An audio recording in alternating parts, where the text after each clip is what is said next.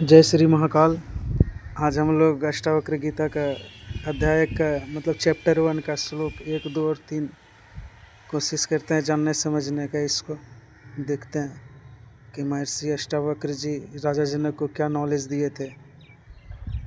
वो दोनों का संवाद जो इतना द्वैत वेदांत का इतना महान किताब बना, कुछ तो बात होगा ना। जो कि एक 12 साल का दिव्यांग बच्चा, सोच लीजिए, वो अष्टावक्र जी राजा जनक के गुरु बन रहे हैं। और राजा जनक भी कोई साधारण शिष्य तो नहीं है, वो तो पता ही है। जिनके दरबार में इतना सब कुछ हो रहा है, शास्त्रार्थ वगैरह, तो साधारण शिष्य नहीं होंगे ना अष्टावक्र के। तो अष्टावक्र भी एक तत्वज्ञानी शिष्य की तलाश में थे। और महर्षि राजा जनक जो है, उनको भी चाहिए था ना कि एक बढ़िया राजा में एक बढ़िया हमको गुरु मिले, जो कि हमको ये सब चीज़ वास्तविक जीवन का अनुभव का मुक्ति का मार्ग दे। मतलब ये जनक जी क्या थे? मुमुक्षु थे। क्या थे? मुमुक्षु थे। तो अब ये गीता स्टार्ट होगा, तो फिर जय श्री महाकाल फिर से सबको कोशिश करते हैं। कहीं गलत उलत होगा तो बताइएगा, अर्थ वगैरह में या शब्द वगैरह में। ठीक है, कोशिश कर रहे हैं। अब देखिए, वो अब जब बात कर रहा है वो अष्टावक्र जी और जनक जी, तो सोचिए वो डायरेक्टली बोलते हैं कि तुमको मोक्ष के लिए कुछ करने का ज़रूरत नहीं है, तुम हमको सुनो, तुमको ये हो जाएगा। तो कोई विश्वास करेगा? कोई बताइए, कोई विश्वास करेगा?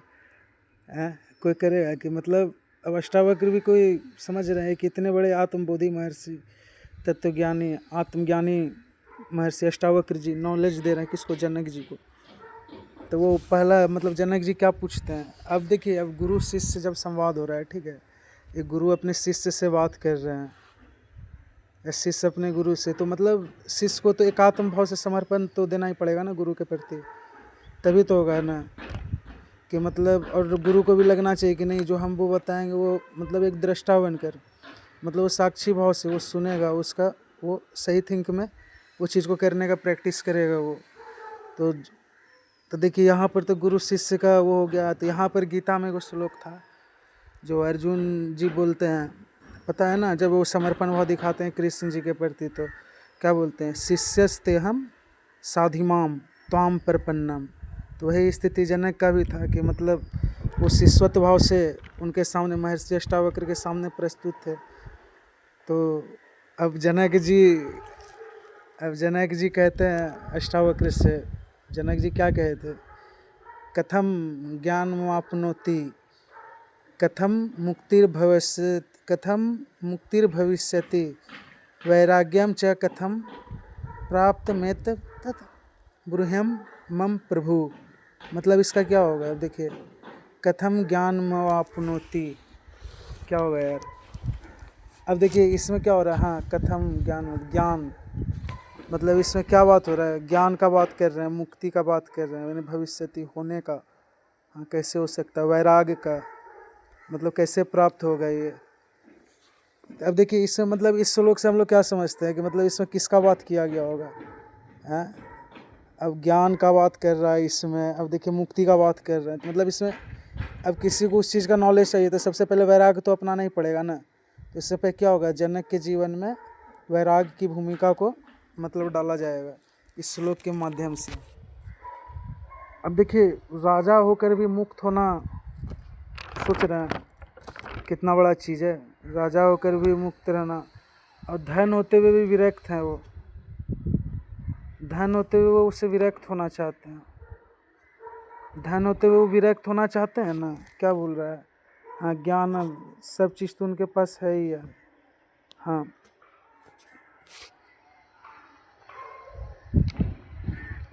अब फिर देखिए उनको, लेकिन क्या है? जिज्ञासु है वो, मुमुक्षु हैं। जनक जी क्या है? मुमुक्षु हैं। वो चाह रहे हैं कि उनको ज्ञान कैसे मिलेगा, मुक्ति कैसे मिलेगा, और वैराग कैसे आएगा। है ना? खुद सोच के देखिए। वो तो इन सोच रहे हैं जनक जी क्यों गए अष्टावक्र के पास? ज्ञान के लिए गए, मुक्ति के लिए गए और वैराग के लिए गए। ये सब चीज़ उनके जीवन में कैसे आएगा? कैसे आएगा बताइए? हाँ, वो अष्टावक्र जी का क्या जवाब होगा? लेकिन अब देखिए, अब राजा जनक के अंदर में कितना जिज्ञासा होगा। मतलब वो जब हम लोग पीछे वाला स्टोरी देखे थे तो उसमें देखे थे ना कि जनक जी के बारे में बोले थे कि वो मुमुक्षु हैं। क्या है मुमुक्षु? मतलब उनको जानने का जिज्ञासा है। तो अष्टावक्र जी से पूछते हैं, क्या पूछते हैं? कथम ज्ञान मुआ पुनोति, कथम मुक्तिर भविष्यति, वैराग्यम च कथम प्राप्त मेतत् ब्रूह्यं मम प्रभु।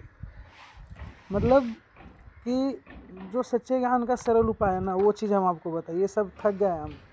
ये कीजिए, शास्त्रार्थ हम करवा रहे हैं अपने दरबार में, हमेशा आप देख ही रहे हैं शास्त्रार्थ हो रहा है मेरे दरबार में। और ये कितना कितना देख ही रहे हैं हम, दान यज्ञ हवन सब कर रहे हैं। लेकिन जो वास्तविक चीज़ है उस चीज़ का हमको आप बोध कराइए। तो जनक इसमें क्या हो, देखिए जनक को तो सांसारिक मोह माया था नहीं, उनको सांसारिक प्रपंच से तो मतलब था नहीं हैं। तो वो क्या चाहते, वो तो वास्तविकता मुक्ति ही चाहते थे ना। इसीलिए तो अष्टावक्र जी उनको बताया ना, ये गीता इसलिए नहीं इतना फेमस गीता है। एक निबद्धंत वेदांत का, इसीलिए इसको प्रमुख किताब माना जाता है।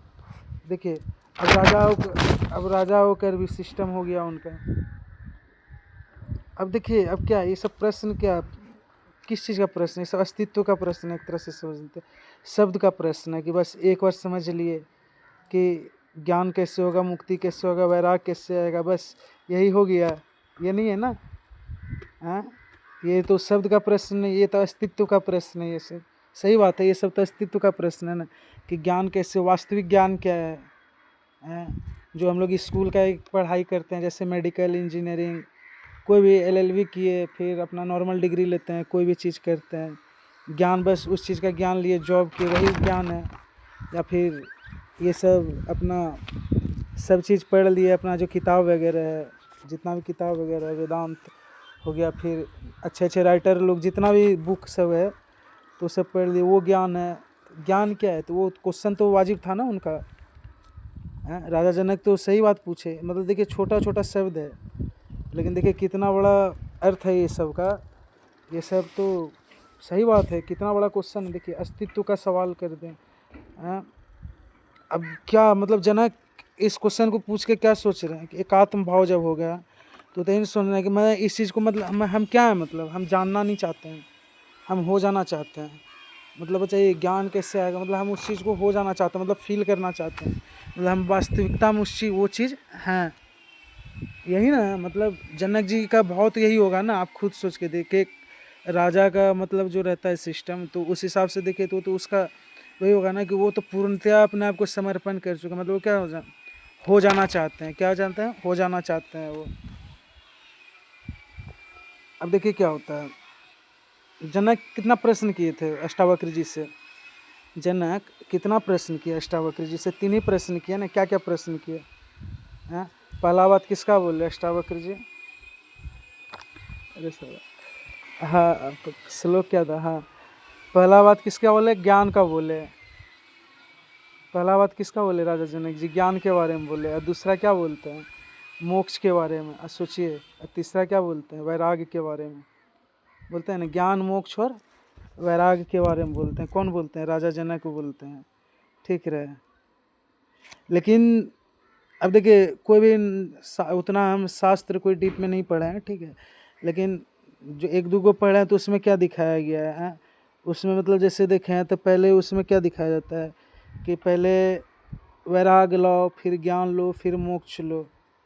लेकिन अष्टावक्र गीता क्या कहता है? अष्टावक्र गीता इस चीज़ को तोड़ देता है। मतलब ये सिस्टम ही जो है ना, मतलब ये, मतलब इसका क्या सिंबॉलिक संकेत हम लोग क्या ले सकते हैं इसका?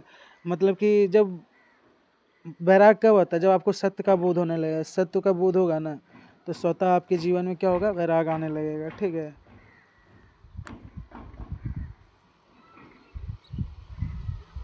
देखिए जब खोज सच्चा रहेगा ना तो साधन गौण हो जाएगा। सही बात है।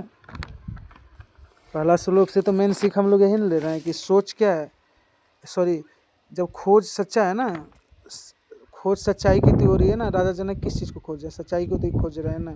हाँ, तो साधन तो गौण हो ही जाएगा। गौण होगा कि नहीं होगा? आप ही लोग बताइए। साधन तो गौण हो ही जाएगा।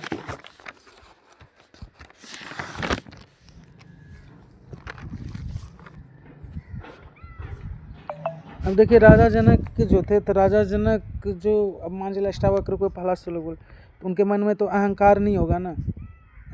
अगर अहंकार बस ऐसा कुछ सामान चले को आया, ज्ञान कैसे होगा, मुक्ति कैसे होगा, मोक्ष कैसे मिलेगा, ऐतुरी का ये सिस्टम तो नहीं था। मतलब वो तो एक वास्तव में उस चीज़ को जानने गए थे ना, तो मतलब वो क्या अपने मुमुक्षु, मतलब जो उनकी जानने की इच्छा थी, मुमुक्षु मतलब तो ही ना होगा, तो वो जानने की जो, तो उसका क्या कहते, शुद्धिकरण, मतलब अपने आप को परफेक्ट बनाने के लिए गए थे राजा जनक।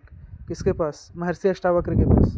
वही ज्ञान ना, तो उसी में ना बोलते हैं कथम ज्ञान मापनोति कथम मुक्तिर भविष्यति वैराग्यम च कथम प्राप्त में तम ब्रूहम मम प्रभो, यही बोल रहा है वो। अब राजा जनक क्या बोलते हैं? राजा जनक अब और ज्ञान नहीं चाहिए हमको, बताइए आप कि हमको ज्ञान कैसे आएगा, मुक्ति कैसे मिलेगा, मोक्ष क्या है, ये सब बताइए हमको। अब बहुत हम सुन लिए मार्केट का ये सब सिस्टम हम बहुत देख रहे हैं, ये सब में नहीं हो रहा है उसी में।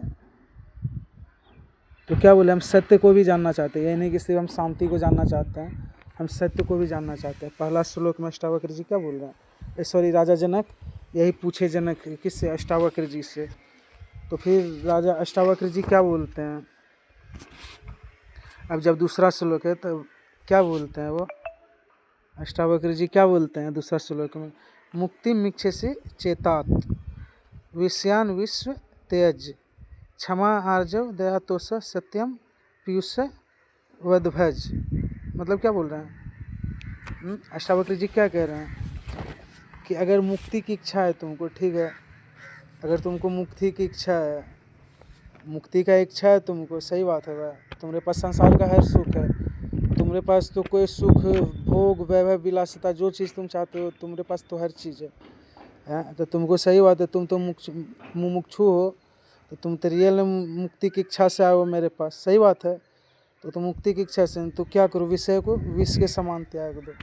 अब विषय को क्या विष के समान, अब देखिए सब्जेक्ट आया यहाँ पे, अब कौन सब्जेक्ट समझ रहे हैं हम लोग विषय को, ये हम लोग जो बाहरी पांच चीज़ से जो देखते हैं ना, आँख कान नाक, ये सब से जो चीज़ हम लोग करते हैं, यानी इसको कह सकते हैं भौतिक सुख। भौतिक सुख में जितना चीज़ जरूरी होता है वो सब चीज़ का त्याग कर दो। मतलब त्याग कर दो तो इसका मतलब नहीं कि ये सब चीज़ को खाने पीना बंद कर दो, वो वाला सिस्टम नहीं, मतलब उसमें से जो अच्छाई चीज़ है ना उस चीज़ को रखो, लेकिन बाकी सब चीज़ का त्याग कर दो। जो चीज़ लग रहा है कि जिससे क्या हो रहा है, प्रॉब्लम आ रहा है, तो उस चीज़ का क्या करो, त्याग दो। ये क्या होता है, ये जो विषय का विष रहता है ना, तो ये क्या होता है, मतलब ये माया के बंधन में आपको क्या करेगा, ये माया के बंधन में हमेशा हेल्पफुल रखेगा, हमेशा आपको किसी न किसी तरीके से अट्रैक्ट रखेगा। किसी भी चीज़ में आप देख लीजिए, पैसा कमा रहे हैं, स्कूल लाइफ में देख लीजिए, कॉलेज लाइफ में देख लीजिए, हॉस्टल लाइफ में देख लीजिए, या अपना कहीं आप रह रहे हैं उस लाइफ में देख लीजिए, कहीं पर भी देख लीजिए, ये सिस्टम तो होता ही है ना, ऐसा तो नहीं है। तो वो तो माया का बंधन हर जगह है, वो तो हर जगह सहायक ही रहता है। तो इसको क्या बोल रहे हैं, इसको त्यागने के लिए बोल रहे हैं। कौन? अष्टावक्र जी हैं। अष्टावक्र जी इसको क्या बोले कि त्याग दो, छोड़ दो, विषय को विष के समान त्याग दो। पॉसिबल है? खुद सोच के देखिए, आजकल पॉसिबल है? कोई भी रहे, पॉसिबल नहीं है ना। अर्थतंत्र का युग है, सब तो अर्थ के पीछे भागता है, तो पॉसिबल तो नहीं है। लेकिन देखिए, विषय को विष के समान, तो क्या बोल रहे हैं, उस चीज़ को त्यागो, मतलब जो चीज़ का व्यवहार विहीन है, विषय को विष के समान त्यागो, तो उस चीज़ को त्यागो मतलब जो व्यवहार विहीन है, ठीक है।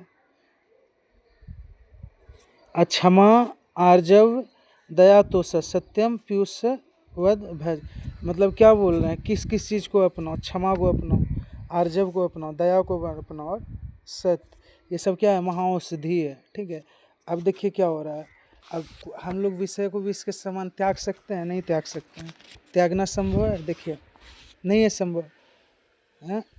अष्टावक्र जी क्या कह रहे हैं, यही नहीं कह रहे हैं विषय को विष के समान त्याग दो। जो मान के चलिए हमारे अंदर ज़्यादा पैसा का लोभ है, ये सब चीज़ को थिंक टैंक, ये सब चीज़ माइंड में मेंटलिटी वगैरह, ये सब कुछ लाने का नहीं है। मतलब अष्टावक्र जी ये कह रहे हैं इस विष को त्याग दो हमेशा हमेशा के लिए, ये सब चीज़ के बारे में सोचने का नहीं है हम लोग को।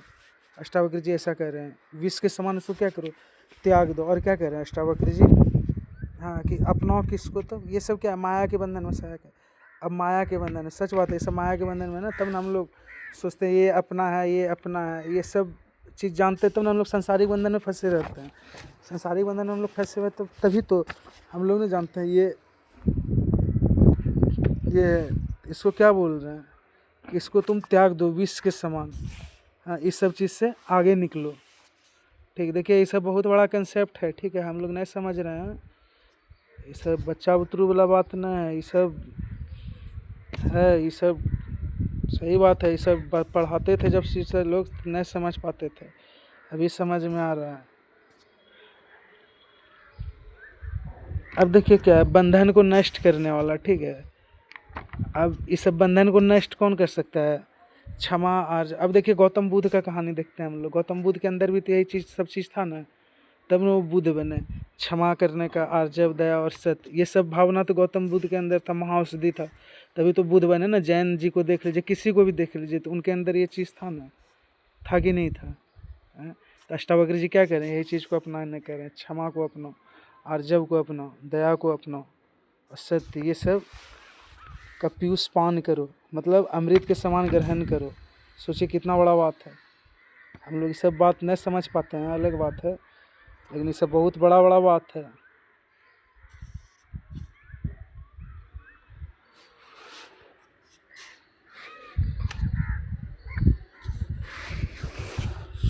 सोचिए अष्टावक्र जी, और फिर उसके बाद क्या कहते, वो मुमुक्षु साधक थे। अब देखिए हम लोग जो इंद्रिय का सुख होता है वो सुख बुरा तो नहीं होता है ना। हम लोग को कितना अच्छा लगता है कि यहाँ जाए, पार्टी करें, ऐश मौज करें, हर चीज़ सबको अच्छा लगता है। हमको भी अच्छा लगता है, सबको अच्छा लगता है कि पार्टी करें, यहाँ जाएँ, घूमने फिरने, ऐश मौज करें, ये करें। लेकिन अष्टावक्र जी क्या कहते हैं, इस सबको छोड़ दो, इस सब का विष के समान त्याग कर दो। ये सब चीज़ नहीं है सिस्टम मार्केट का, इस सब चीज़ का क्या करो, त्याग कर दो, अष्टावक्र जी कहते हैं। ठीक है, सोचिए ये मतलब ये क्या होता है, ये सब विष के समान है। ये सब तुम कहीं जाओगे, तुम्हारे अंदर उत्कंठा है, किसी से तुम्हारा द्वेष हो गया, किसी से कुछ हो गया, तुमने उसको देख के ईर्ष्या का भावना आ गया, ये सब चीज़ से तुम क्या होगे, बचोगे। ये सब चीज़ को क्या करो, त्याग दो तुम। हैं, यही चीज़ ना बोल रहे हैं अष्टावक्र जी कि ये सब चीज़ को क्या करो, त्याग दो तुम। नहीं त्यागोगे तो फिर, हाँ। अब देखिए क्षमा, दया, सत्य, ये सब क्या है, कोई नैतिकता है? ये सब इथिक्स का चीज़ है। ये सब हम नहीं बताएंगे इस वीडियो में, बहुत लंबा हो जाएगा, बहुत डीप का है। ठीक है, अब देखिए क्षमा, दया, संतोष, ये सब कोई नैतिकता है? कोई नैतिकता नहीं। लेकिन क्या है, अहंकार क्या है, क्षय की अवस्था है। ठीक है, क्षमा, दया, संतोष होता है, आप अपने हिसाब से सिस्टम जिसका जैसा रहता है वो सब अलग चीज़ है। लेकिन एक मेन चीज़ क्या है, अहंकार क्षय की अवस्था। अहंकार जो होता है कि वो क्या करता है, नाश की अवस्था रहता है ना, वही चीज़ बता रहे हैं अष्टावक्र जी। इस चीज़ को त्याग करो, पीयूष मतलब इसको मतलब अमृत के समान क्षमा, दया, संतोष, सत्य और आर्जव को ग्रहण करो और इसको त्याग दो, अष्टावक्र जी कह रहे हैं। ठीक है,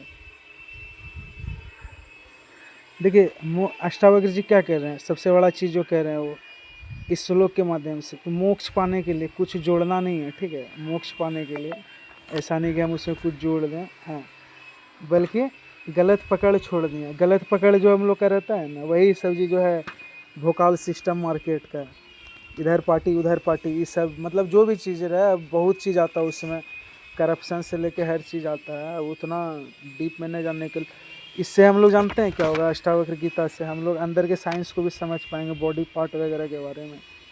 हाँ, देखिएगा ना, वो सब भी समझेंगे इसी वीडियो, इसी मतलब अष्टावक्र वीडियो के कैसे हम लोग शरीर को स्वस्थ रख सकते हैं, सब चीज़ इसी गीता के माध्यम से कोशिश करेंगे जानने समझने का। सोचिए गलत पकड़ क्या होता है, छोड़ना पड़ता है मोक्ष पाने के लिए। हाँ, कुछ जोड़ना नहीं पड़ता है। अष्टावक्र जी का मतलब इससे ही वो होता है। ठीक है, देखिए विषय छोड़ने को नहीं कहा, विषय छोड़ दीजिएगा तो हर चीज़ तो एक विषय ही है ना। अब जैसे इंग्लिश में पढ़िए तो नाउन है वो, ग्रामर में, साइंस में आइए तो वही चीज़ मैटर बन जाता है, मतलब सब्जेक्ट चेंज, नाम चेंज वाला सिस्टम। ठीक है, मतलब अब देखिए, अब दार्शनिक लोग का अलग अलग दृष्टि होता है, वो सब नहीं। हाँ, उस पहचान को मतलब उस विश्वत चीज़ को हमेशा से अकेले क्या करो, पान कर दो। ठीक है,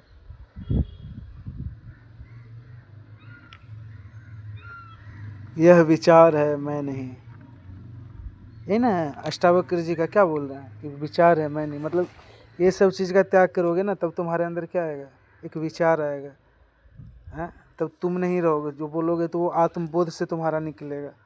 यही चीज़ ना दूसरा श्लोक में क्या बोले, वही चीज़ तो बोले वो। हाँ, मेन चीज़ तो यही ना बोले वो, और क्या बोले, और तो कुछ नहीं बोले वो। हाँ, कैसे आएगा तुम्हारे अंदर, विचार है, तुम नहीं। जब ये सब चीज़ कर लोगे तब तुम्हारे अंदर वो चीज़ आएगा। क्या कर लोगे, कोई भी चीज़ को, विषय को मतलब उसको त्याग दो विष के समान। हाँ, अगर मुक्ति की इच्छा रखते हो तो क्षमा, आर्जव, दया, सत्य, ये सब को अपनाओ। सोचिए कितना बड़ा चीज़।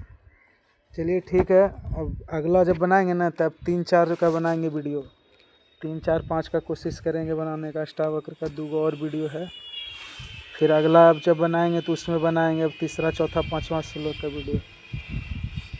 ठीक है, हर हर महादेव, जय श्री महाकाल, जय माँ कामाख्या।